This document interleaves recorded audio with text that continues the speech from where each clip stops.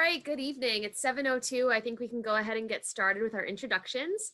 I'd like to welcome you all to tonight's program, which we're calling How We Say Goodbye, Funerary Traditions Around the World. My name is Kayla Del Biondo. I'm coordinator of programming and outreach at New Canaan Library, and I'm excited that we have about 100 people registered for tonight's program, which is actually a tie-in for our month-long series called One Author New Canaan, where we are celebrating the works of Jacqueline Woodson. If you haven't read it yet, this lecture is somewhat, going to go along the themes of Another Brooklyn by Jacqueline Woodson. And if you haven't read it, it's really not a big deal because we're really going to be expanding on the ideas of the anthropologist in that book. But I encourage you to read it if you're interested by tonight's lecture. Without further ado, I'd like to introduce our two speakers who are with us tonight. First is Dr. Matthew Engelke. He's a professor of religion at Columbia University and director of the Institute for Religion, Culture, and Public Life. He's an anthropologist by training, and he's currently writing a book on humanist and non-religious funerals in England. We're also joined by Dr. Margaret Schwartz. She's an associate professor in the Department of Communication and Media Studies at Fordham University. Her book, Dead Matter, The Meaning of Iconic Corpses, looks at the relationship between photography and embalming in the memorialization of public figures. Before I turn it over to our two speakers, I just wanted to give you a few housekeeping reminders. Tonight, we're using the closed captioning feature of Zoom for accessibility reasons. If for some reason you don't like the way that looks and you find it distracting, you can click on the live transcript option in Zoom and click hide subtitles. We're also going to be taking some questions at the end from audience members. So feel free to put your questions in the Q&A feature of Zoom. So I will turn it over to Dr. Engelke.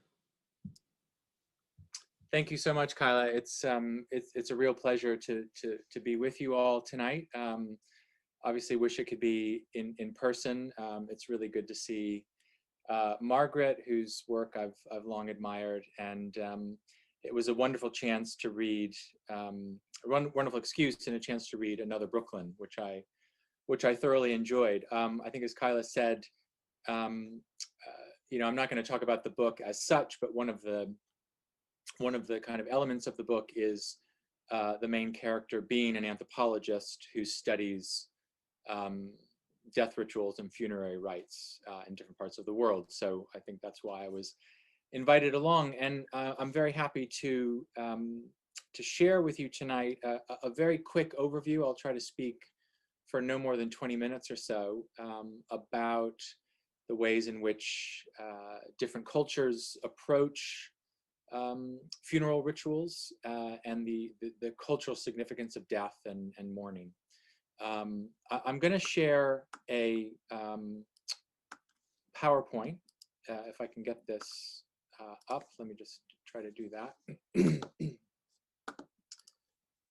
You should all be able to see that. Let me start this slideshow. So yeah, so I want to begin with just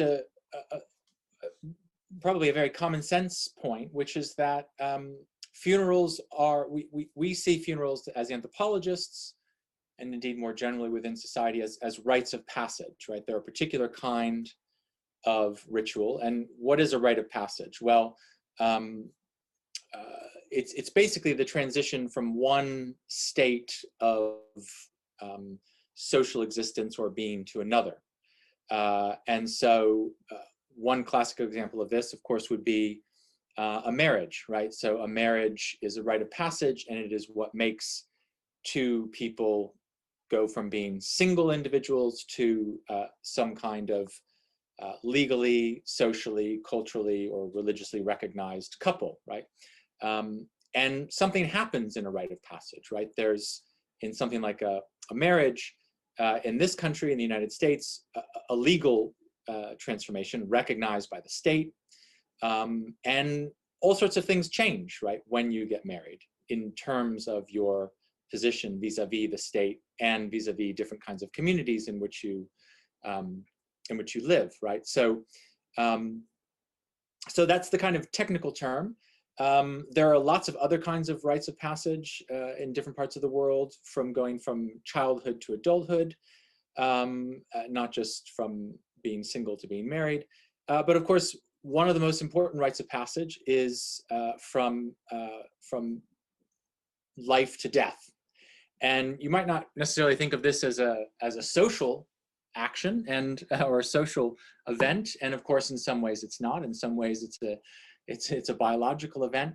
But of course, it is also a social event, because what happens when we die, and by we, I mean pretty much everyone, regardless of where you are, what happens when we die is some act of cultural and social recognition, commemoration, or transition, right? So these can be incredibly elaborate, or they can be very simple, but it is very, very unusual for any culture to not recognize socially and culturally some kind of transition, right? So I'm going to speak about tonight the social and the cultural aspects, rather than necessarily the psychological aspects, although there obviously are psychological aspects. I will say a bit about them, but as an anthropologist, what I'm interested in is the study of culture, and in particular, as a cultural anthropologist, this as opposed to, say, an archaeologist or a biological anthropologist, the study of contemporary cultures. So part of what I do as an anthropologist is study particular groups of people in particular places in time. And as Kayla mentioned, most recently what I've been doing is studying funeral rituals for secular humanists and atheists in England, especially in London. And I'll say a bit more about that later. But humanists have rites of passage, Christians have rites of passage, Jews have rites of passage.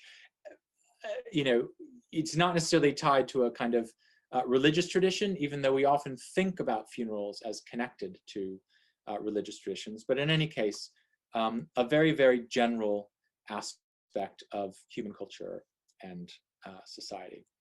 And I want to talk about the cultural significance of funerals, again, across time and space, by turning to a few examples. And by sharing with you or invoking for you a few kind of key concepts with which anthropologists and others think about and analyze death. One of the most important is the idea of the good death.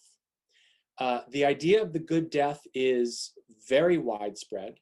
In fact, I don't know of any society or culture that doesn't have some sense of what constitutes a good death. And by a good death here, I mean, you know, certainly in my research, or maybe in contemporary America, you know, the kinds of, we might think, well, how do you want to die? Well, you want to die when you're 93 years old, peacefully in your sleep, right? I mean, in one sense, that's a kind of good death.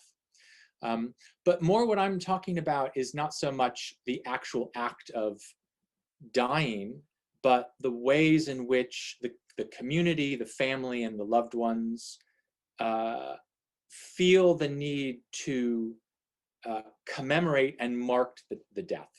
So a good death is not only about the death per se, but the rituals and the processes that surround the death.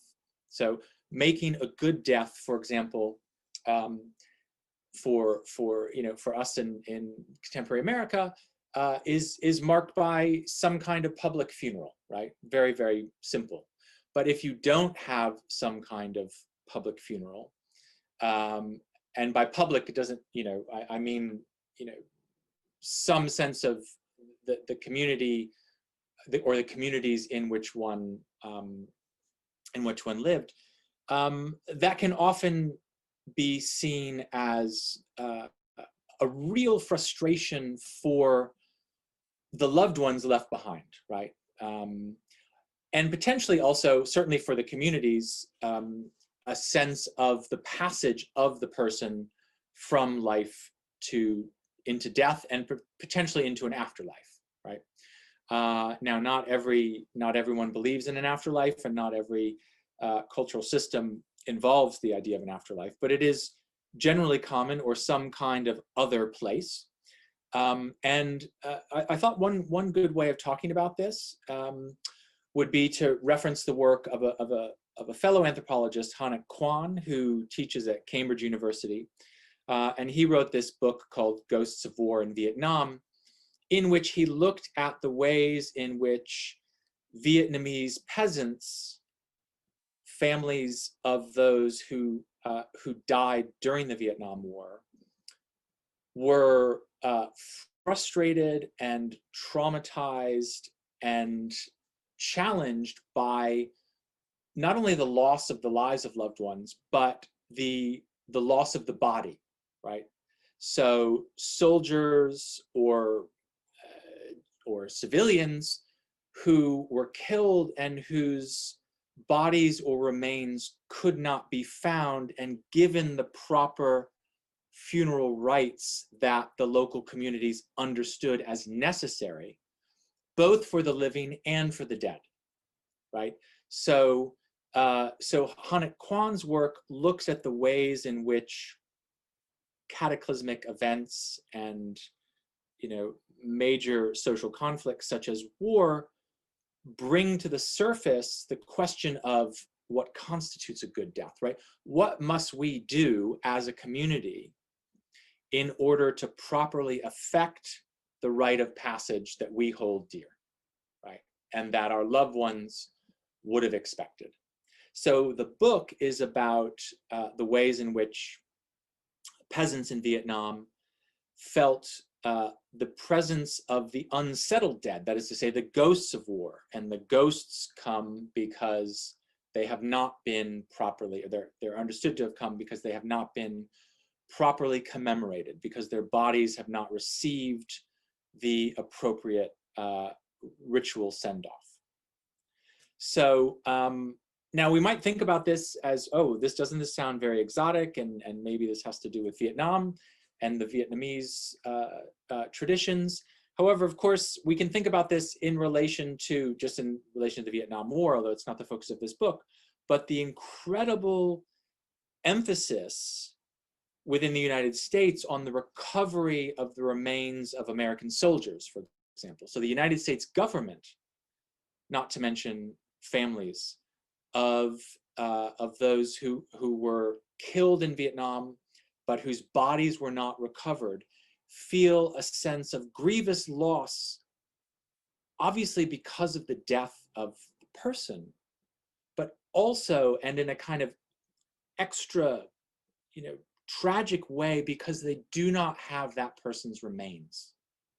And that's one of the things I think we find incredibly common across culture and across time, the centrality of having the physical remains of the person in order to properly carry out the funeral, right? We feel, and by we, again, I mean, almost every community, almost every tradition, we feel a sense of injustice, of frustration, of added sadness or anger when we do not have the body, or when we cannot perform the appropriate rituals in relation to the body, right? So this is one of the aspects of the good death. Now, another thing that I want to emphasize in terms of a general element of funeral rites that you find across cultures, even though the ways in which we express this vary greatly, is the work of commemoration, right? Funerals are often, organized around a particular moment in time. They happen on a particular day, or they might happen in some cultures over the course of actually several years, and I'll actually get on to talking about that in a minute. But the work of commemoration, here's where I'm getting into some of the psychological elements of what happens. Because a funeral is an act of commemoration. I think this is very important for Another Brooklyn, if you have read it, partly because as I read that book, the theme of memory and time, those themes are really kind of central to that book.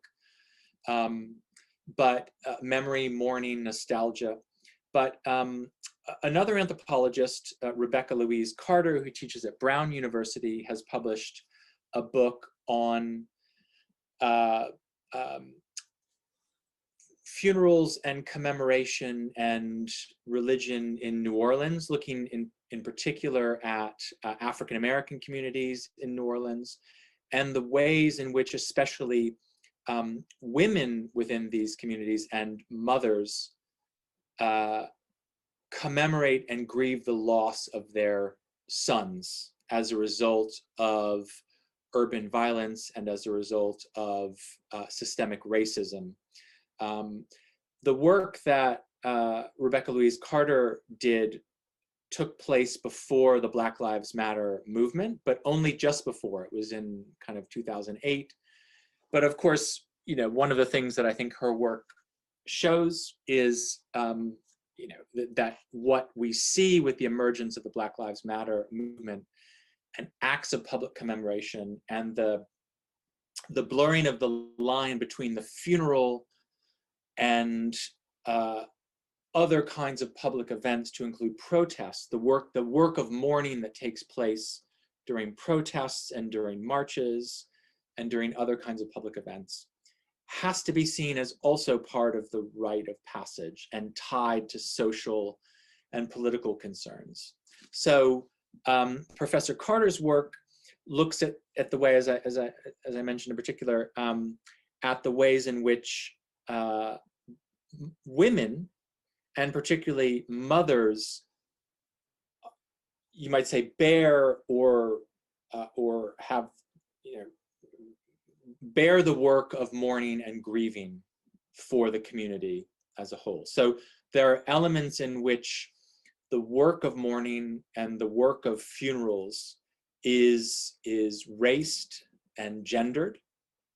And I think, her book is a really good example of this. And so I wanted to kind of flag that as one way of thinking about the kind of things that funerals are about.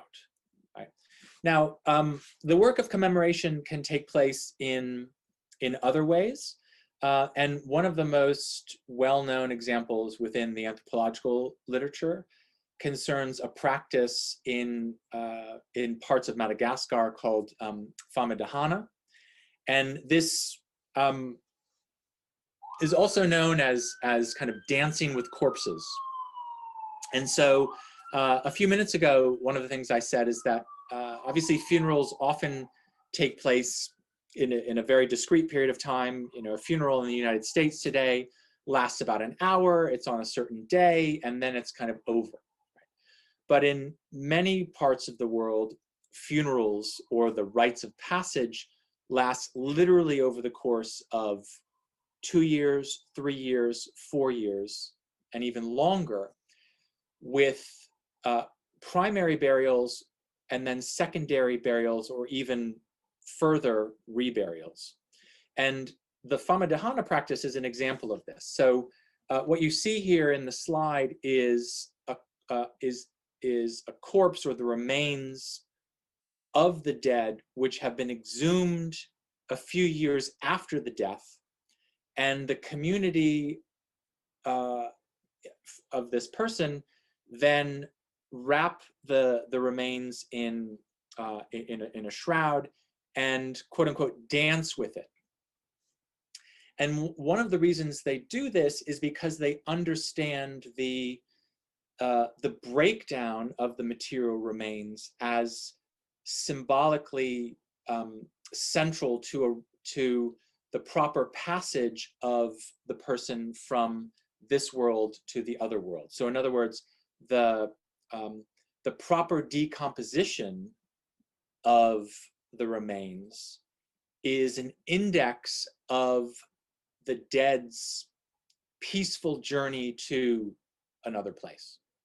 Right? So you see this in many traditions. They're called often secondary burials, right? And again, they happen usually a few years after after the death, and they involve a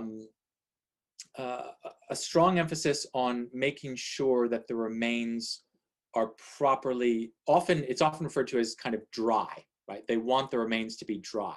That is to say, they want the only thing left to be the dry bones.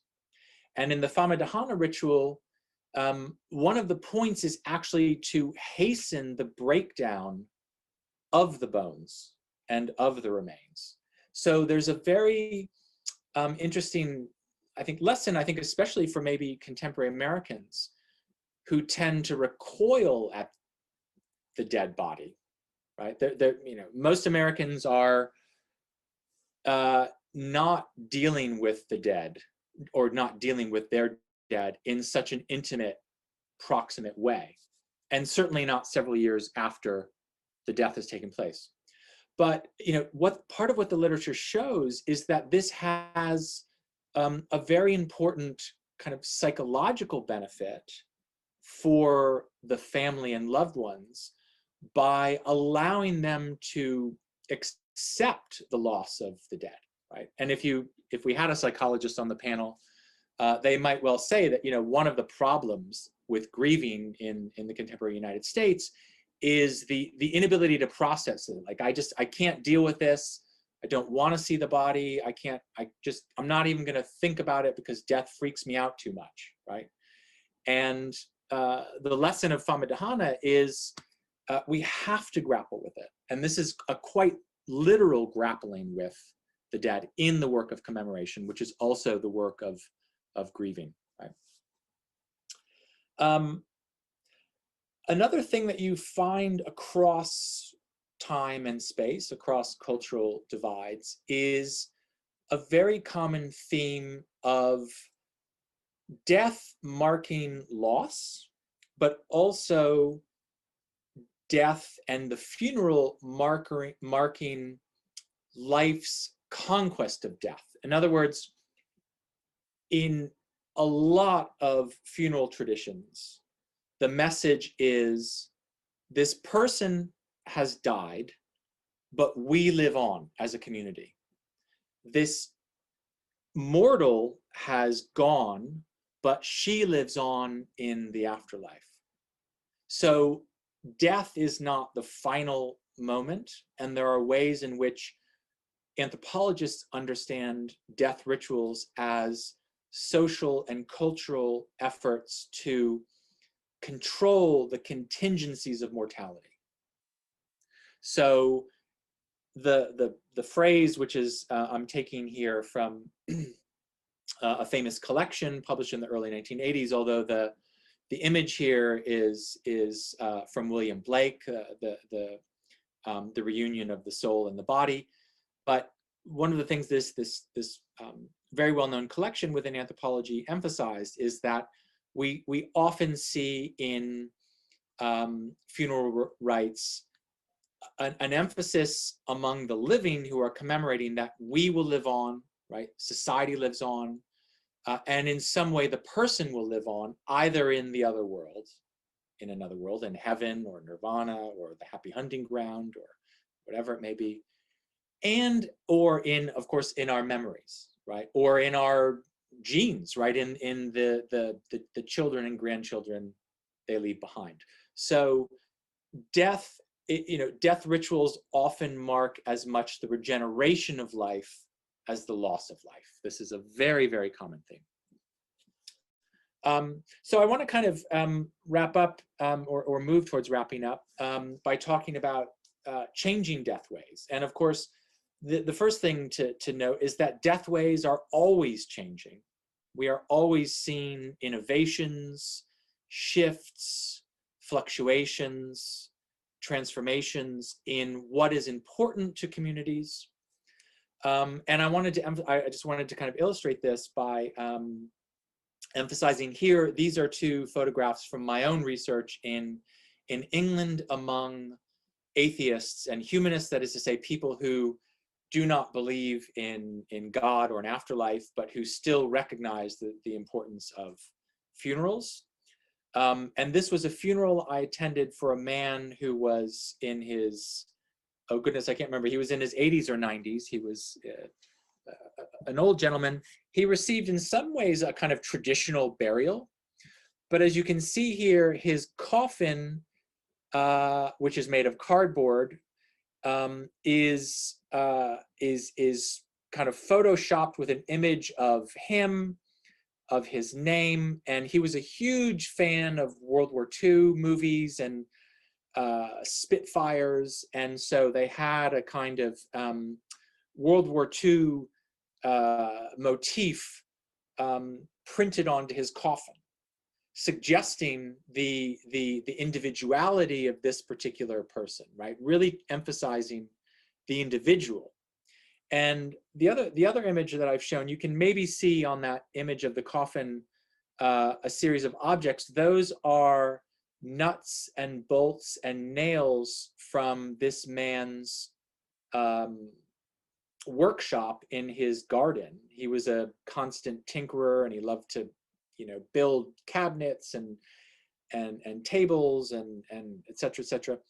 And his children took all of the hardware that he had in his workshop and asked the mourners to throw some of the nuts and bolts and nails and screws into the grave as a kind of symbolic act of connection to one of his favorite pastimes and hobbies. So, so one of the things we're seeing in the contemporary world is the kind of hyper individualization of deathways, right? Everyone having a funeral done their own way. And indeed, Frank Sinatra's My Way is a song that I heard countless times during the course of my research in London, because everyone wanted to emphasize my death is unique, my life was unique, and we're doing this funeral my way. So every funeral was kind of slightly different.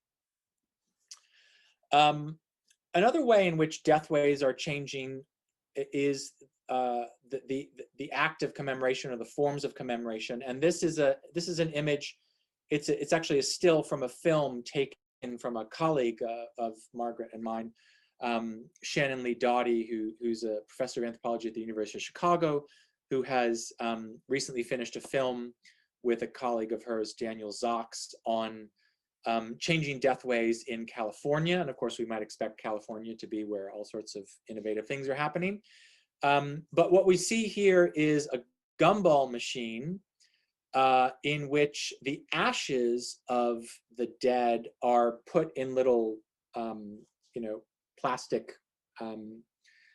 balls, and you can put a quarter into the gumball machine, and you get a bit of John's remains in the little gumball, and you can take them home, or put them in your pocket, or take them out to the soccer field where you played on Saturdays and kind of, spread it, or take it to your favorite coffee shop and sprinkle it outside the door, or whatever. Again, this kind of move to kind of hyper individualization and new forms of body disposition, right? This is something we're seeing.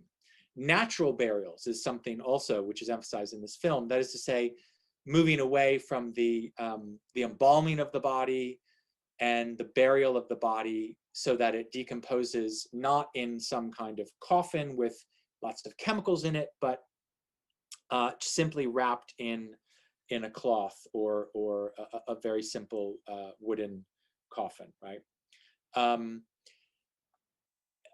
Part of what that, sorry, before I go to this last, part of what that also reflects, I think, is the move away, the increasing move that we're seeing within contemporary society, away from the idea of the hospital and the medical establishment as the arbiters and the locations of death, right? So there's also a move towards dying at home and having home funerals.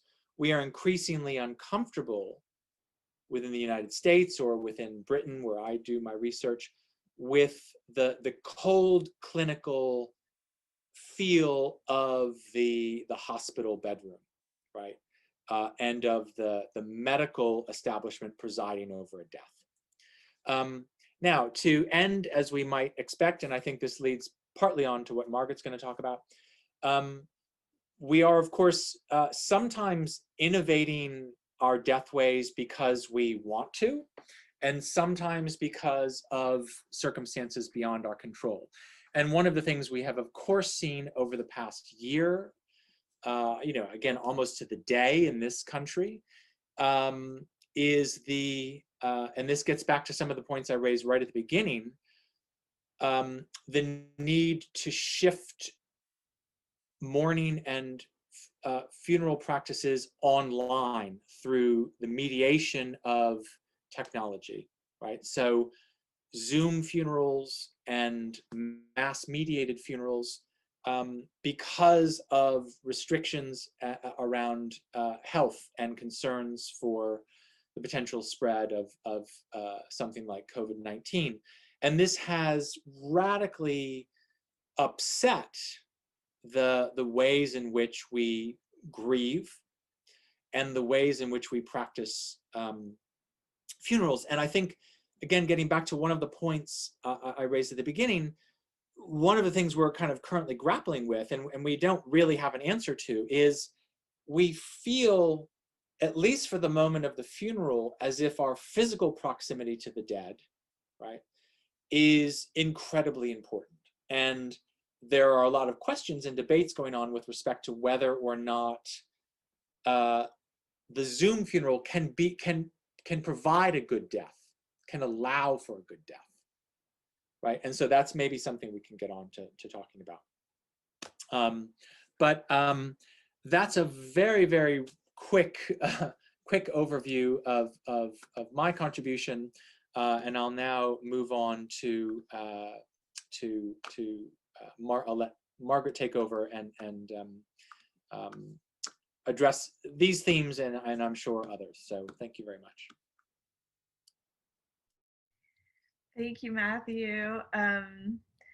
It's so nice to see you, and it's so fun to be invited to do something like this and talk with people, however remotely, about something that I think, as Matthew's pointing out, is, kind of on all of our minds in different ways. And I love, there's so much that you've said here, Matthew, that's really useful to tie into what I'm talking about here, because in particular, this idea of that the commemoration and the memory are part of the good death. And as a media scholar, what interests me is the ways in which changing technological innovations might become part of that process, right?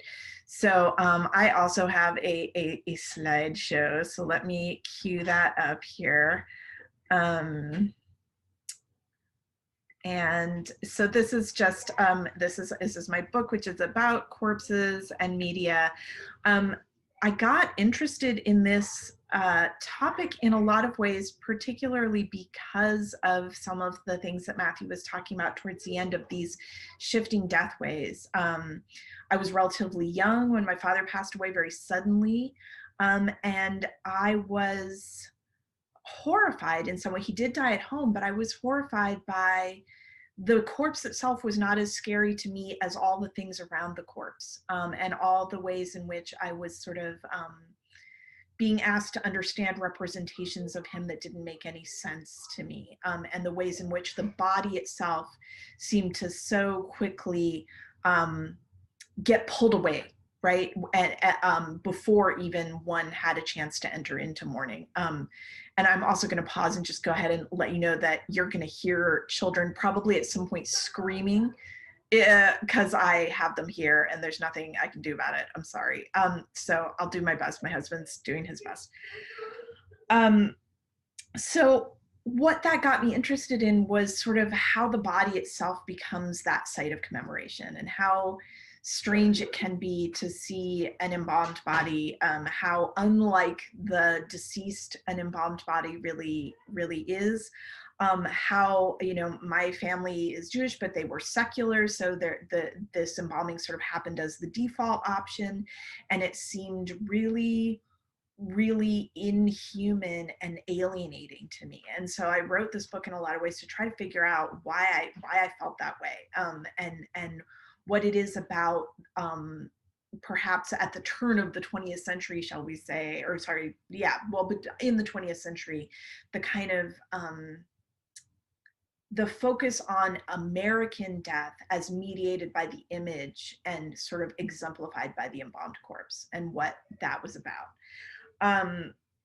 So that's what this book is about, and it looks a lot at the deaths of public figures. So, you know, some of the stuff that Matthew was talking about with Black Lives Matter, and sort of, Rebecca Carter's work is super, super important here, because also death work is gendered, right, and it's raised, and it is a socially necessary work, right, that nevertheless we seem in as a society, as we become ever more sort of technologically advanced and our ability to capture and memorialize grows exponentially, we seem still to struggle with how we're actually gonna, how we're gonna distribute that work of mourning, and how we're gonna make space for it in our lives and in our world. And of course, I think the current moment just really, really emphasizes that for us. So, just to sort of backtrack a little bit, this is a painting called The Anatomist from 1869.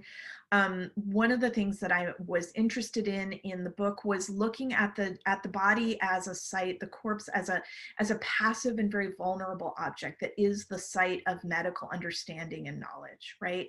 And to some degree, it is, as you can see from the image, there's a gendered aspect to that, right? That there's a reason why the anatomist himself, with his books and his skulls and his knowledge, is male, and she is young and female, and sort of the way in which death and representation often feminize the image of the corpse.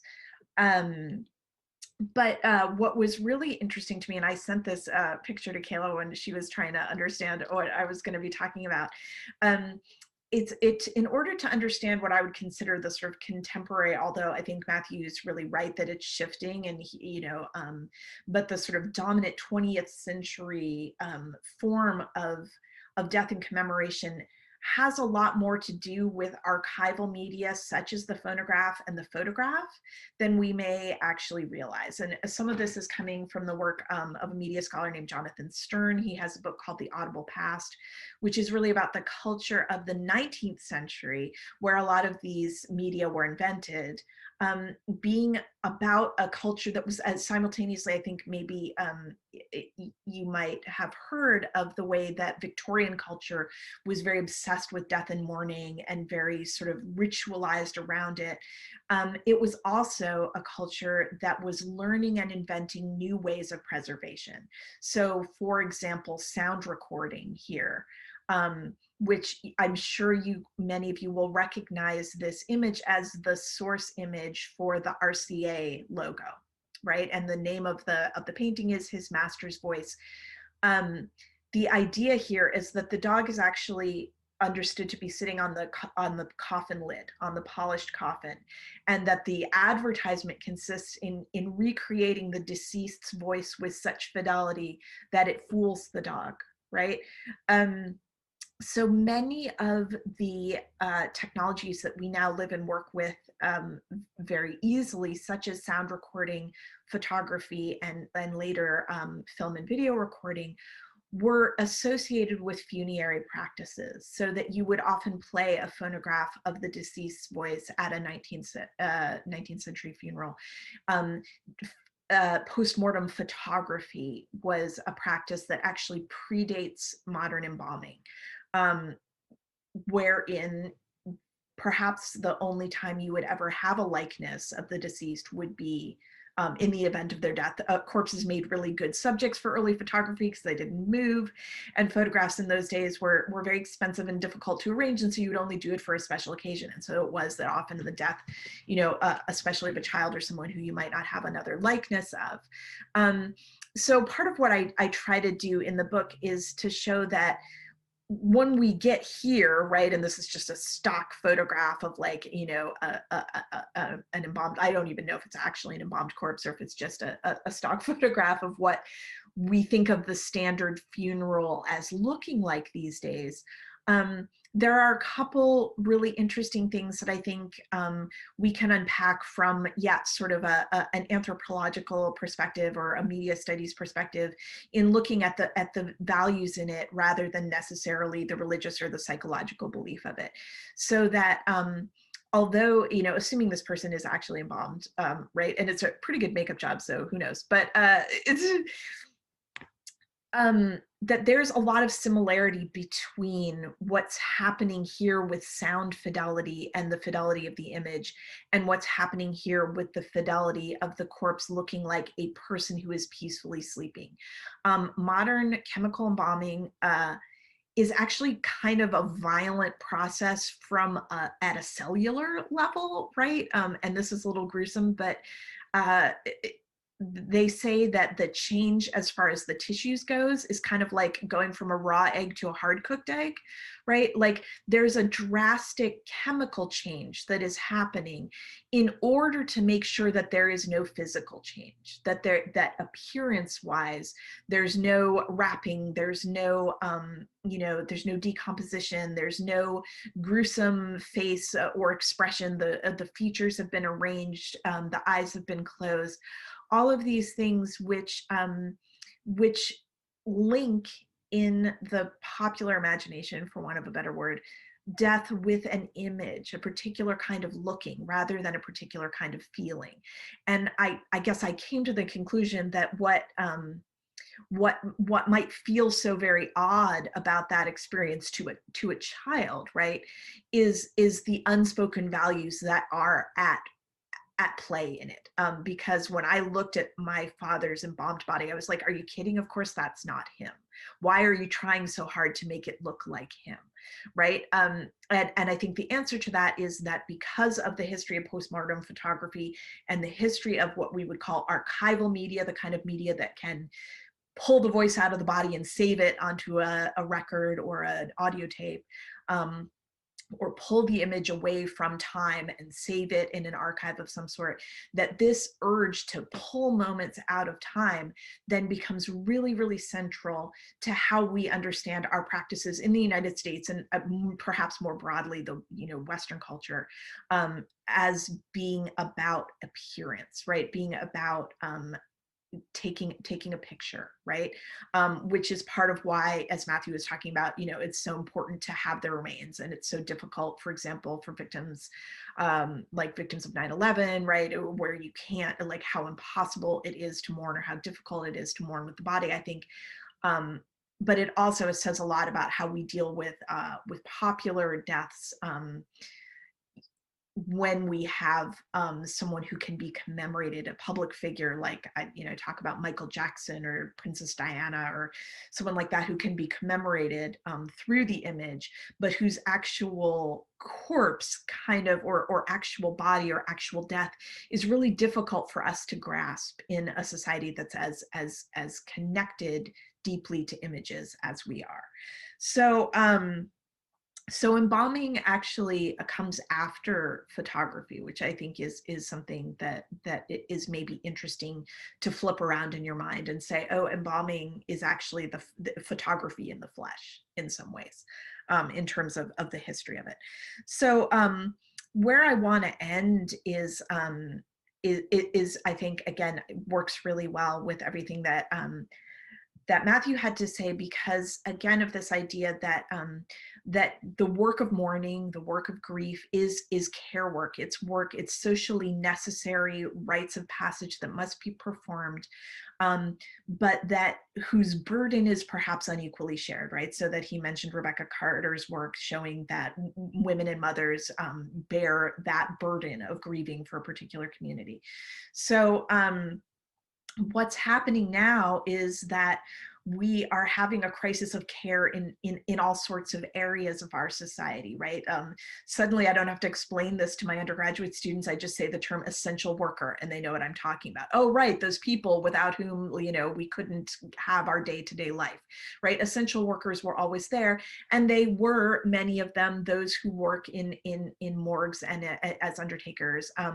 But one thing that we know, I mean, I think we're at about 525,000 US deaths from COVID is, this is picture from May of 2020, just the inability to actually process the dead. And so this is from the South Brooklyn Marine Terminal, just full of refrigerated trucks, right? Just with the difficulty in processing the dead from a sort of logistical time and space perspective, but also, and here I'll stop the share so that you don't have to sort of spend a bunch of time looking at that because it's a little bit difficult, but that kind of care work is two-pronged. It comes in two pieces. One is what I've just shown, like, you know, there's a bunch of bodies on Hart's Island now, right? Like there's a difficulty. They had to put a lot of different protocols in place, shorten the time before which the body could be claimed, and then it had to be, you know, sent away. A lot of people who wouldn't normally have wanted to be cremated ended up being cremated because of concerns about contagion and simply lack of space, right? Because the volume of death was much higher than usual. So that's the logistic part, and that's the hands-on care work of death. Like somebody's got to be handling these bodies. And I think as Matthew really points out, we're living in a moment where people are really trying to rethink how they want that handling to happen. Are they comfortable with it in a hospital setting? Do they want to do it more at home? Do they want to do it their way, right? And COVID made those decisions much more difficult, right? And narrowed many of them down. Sometimes it was not possible to be present with a loved one, even if they were dying in hospital. You very often were not able to even be with them, let alone talk about whether or not you were going to do a home funeral or natural funeral, or what you were going to do. So that's one side of it, right? Because you're putting your loved one into the hands often of distant strangers, and especially under the conditions of COVID. And so the difficulty in coping with that, especially I would argue as a media scholar in a society that is so very focused on the image and has spent so little time processing the body itself. So that would be one part of it. But the other part is that kind of rite of passage, good death stuff, right? Where it's going to take time and it's going to take space for us to mourn, for all of us to mourn what we have lost, and some of us more than others. And do we, you know, in this sort of very fast paced, like, yeah, let's slap a Zoom Band-Aid on it and go kind of world, where is the time and space for that work to happen, right? Which again, I would argue it from a more academic standpoint is also material labor that's very much gendered, right? So where is the time and space can happen for that work, that literal work to happen? But also where is the sort of more, you know, where are the bereavement days? Where is the commemoration, right? We saw that you know, the White House had a difficult time with commemoration and acknowledgement of death until recently, and arguably, you know, we still haven't quite grappled with how to do that commemoration and to give a good death to those who have passed. And it's going to take us time, and we may not. I guess I would argue. And I'm not a Luddite, and I'm not against images or see them as intrinsically difficult, but I think there's been such an intense image bias, particularly in our death culture, that because death is linked to care work and is linked to that kind of essential, emotional, universal, kind of anthropological rite of passage labor, the image can only do so much with that, and we're living a moment where we're really exploring those limits, right? So as Matthew brought up, like what can the Zoom funeral do for us? Well, it's certainly better than nothing, but we're really living a moment where we're trying to figure out what exactly it's also not allowing us to do, and we're seeing that in all sorts of other realms too, right? What are the limits of Zoom school, right? What are the limits of Zoom happy hour? What are the limits of, you know, of connection virtually, right? When we can't be together in person. So that is the kind of more specific media take on on all of this, and why I think cultures of commemoration and memory in our current moment are so importantly understood with reference to these technological changes that happened, again, mostly starting in the 19th century, but which of course have accelerated into our own time. So with that, I am very happy to take questions. I'm sure we both are. I'm gonna mute myself, and thanks again. Thank you both so much. I've been working at the library for 3 years, like I told you both before we came online, and I don't want to use the word favorite, but this isn't a topic that I had ever thought about. And look, she's doing a happy dance.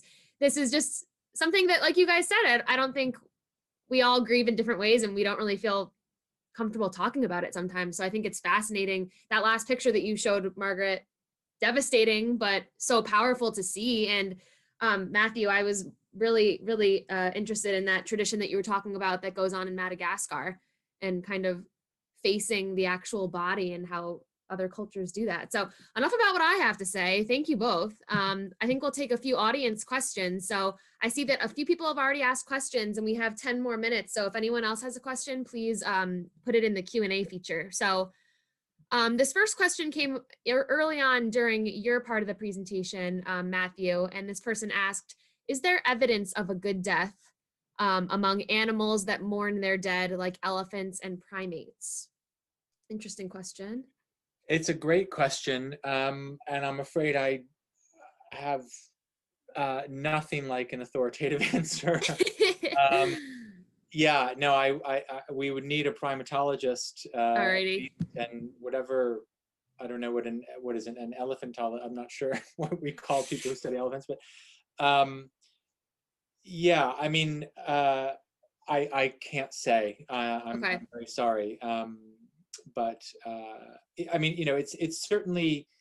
I mean, we're certainly dealing here, obviously, with the level of the symbolic imaginary, right? And the ways in which grief as some kind of physical and physiological process is tied to the imagination. And by imagination, I don't mean kind of what we make up, but our imagining of the world, our articulation of the cosmos, right? So yeah, that's all I could really say. I'm sorry. Sure, no worries. Margaret, anything to chime in there, or are you kind of in the same boat without studying animals? I mean, I love an elephant because I'm told that they grieve their dead, and that is super cool.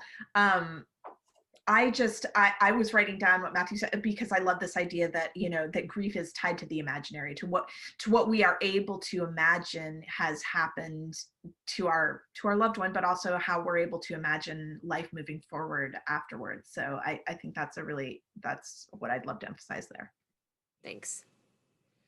Margaret, this came up towards the end of your presentation, and I know you spoke a little bit about how during the embalmment process, we try to make our dead look like what they looked like when they were living. This person wants to know, can you speak to the cremation process in the US? I cannot speak to it that much. I mean, this is the value of being not an anthropologist, is that Right. but and maybe Matthew knows something about this. I'm sure one of our colleagues would, that of the various sort of death racket people that we know. But I would not be surprised if there is arrangement of the body before cremation, that the eyes are closed, that the body's dressed, right? That they're not just like shoveling people naked into it, you know, right? And like that there's a ritual process around getting that body ready that involves a similar kind of focus on the look, right? That you wouldn't want the eyes open, that you would want perhaps the hands to be crossed or down at the side, that you would want them to be dressed perhaps in a way that they had chosen, and that the features would be arranged in some way. And maybe even, and again, I don't know that much about this, but it's possible that some kind of cosmetic, you know, that they might put makeup or paint your nails or comb your hair before you go in. Even if it's a close, you know, I think you're usually cremated in a coffin of some sort. So I don't know, Matthew, do you know anything more about that? Yeah, I mean, I can speak partly to the U.S. and partly to the U.K., which is where I did my research. And I mean, one of the differences is that cremation rates are much higher in the UK. And I mean, it's funny because I lived in the UK for many years, and whenever I would come home and come into JFK, you're landing, and what do you see when you're landing? You see like a lot of cemetery space, right? And you don't see that when you're landing at Heathrow, right? And it's not to say that British don't have cemeteries, but or do burials. And in fact, I showed you an image of a burial. But in fact, in my research, only about 10% of funerals resulted in a burial. Cremation, I mean, there are interesting histories to cremation because, of course, it's something that is not unique to the United States or the UK or indeed the West. It's a very longstanding practice in South Asia, and I mean, one of the things I can say, you know, speaking as a professor of religion, which is interesting in the history of cremation, at least in the West, is that you know, up through the end of the technologies to cremate bodies, which were developed in the late 19th century in Europe, were very, very strongly resisted by Christian churches, and especially the Roman Catholic Church, because there was a very strong sense that one needed one's body in order to in order to affect the good death, right? That you were going to need your body for the resurrection, right? In the long term scale of things with the return of Christ, et cetera, et cetera. So you needed that integrity to the body. Whereas others saw it as a sign of modernity and efficiency, and that it was cleaner and more civilized, right? Because you didn't have this rotting corpse, right? And there's a lot of cultural anxiety around rotting corpses. But cremation, you know, there are now kind of moves against cremation as much as there are moves against embalming and burial in that sense. And in saying that, I certainly don't mean to, I'm not endorsing or, you know, I think everyone, and this is a comment in the chat, I mean, everyone and every family needs to do what they feel is most appropriate. But what you're starting to see, I mean, it's very environmentally unfriendly, right? Cremation takes a huge amount of energy. So part of the push against cremation is on the basis of its environmental effects. So I think we will start to see cremations come down in the coming years, and especially as we figure out new ways of body disposition. And there are all sorts of new ways of body disposition being developed, to include some by colleagues here at Columbia who are an engineer and an architect who are coming up with ways of trying to expedite the process of natural decomposition into a period of kind of 2 or 3 months. And anyway, so these kinds of technologies are changing all the time. Thank you. I think we'll squeeze in. I know we have 4 more questions lingering, but maybe if we could just do one more and then we'll end on that, if that's okay. Someone asked in the Q&A kind of how funerary traditions compare continent to continent. They mentioned, you know, the Americas, Europe, Asia, Australia. Are there traditions very similar with the exception of Madagascar, or are there significant differences? Yeah, I mean, I would do the divisions maybe not necessarily along continental lines, but very roughly speaking, well, for lack of a better term, kind of religious tradition, I mean, certain kind of cultural tradition lines, right? So that you might see in you know, same part of Africa, Muslim traditions or Islamic traditions and Christian, and indeed it might be different between Catholic and Protestant, or in the Middle East between Jewish and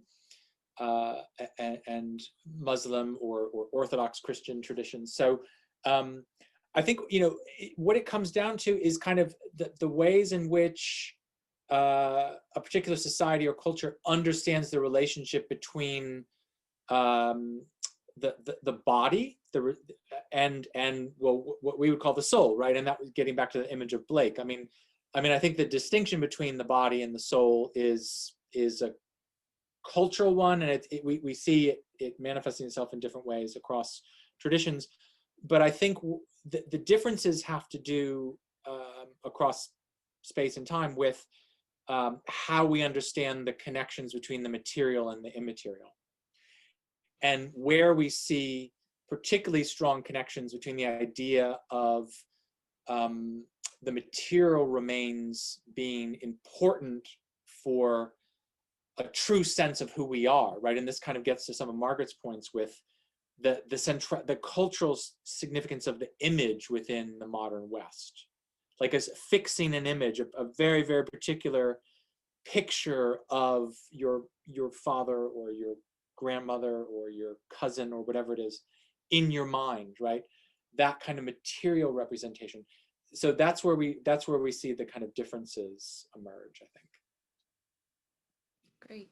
Anything you want to add there, Margaret? No, thanks. Okay. Well, that is all we have time for tonight, folks. I wish we could keep Matthew and Margaret on for another hour, but their time is precious. And thank you both so much for being here tonight. I'm super interested, and I want to kind of look into those books that you referenced and whatnot. So thank you so much. Well, thank you, and thanks to all of the attendees for coming and the questions. I'm sorry we weren't able to get to all of them, but yeah, thanks so much. Yeah, thanks everybody. Really fun. Thank you, everyone. Have a great night.